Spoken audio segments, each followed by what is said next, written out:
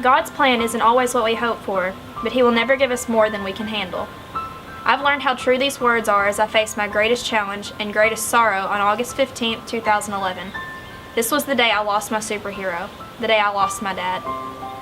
Memories and quality moments spent with Dad still flood my soul as I remember our times together. He was my superhero. Countless hours in the deer stand, Sunday afternoons on the softball field, or just hanging out together were times Dad used to teach me the ways of life. Through all of this, I never knew how important these times would become. When I was forced to quit softball due to an unknown cause of sciatica in my leg, I thought it was the end of the world. I thought nothing could replace the love Dad and I had for the game. Little did I know, it was a blessing in disguise. It was another lesson I was learning, a lesson I would use to let go of my daddy. On that Monday in August, my life changed forever, not because of a sport, but because my mother and I received a phone call saying that Dad had been airlifted to Vanderbilt after being severely burned by chemicals at work.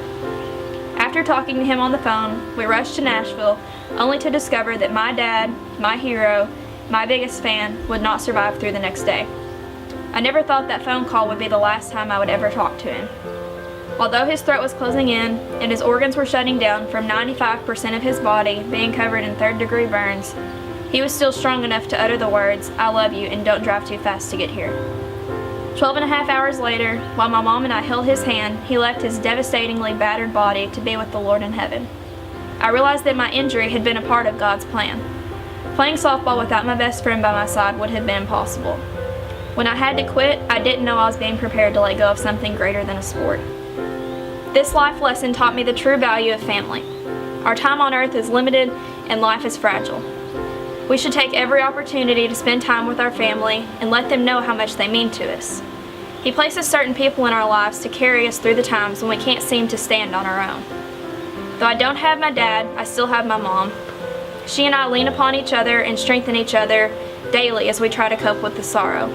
John 13:7 says, "You do not realize now what I'm doing, but later you will understand." In honor of Bobby Robinson, I'm asking you to make New Page the safest workplace possible.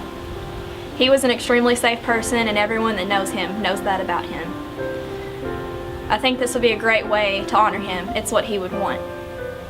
So every time that safety is an issue, think about Bobby or think about me, because I no longer have him here. So please do that in honor of him.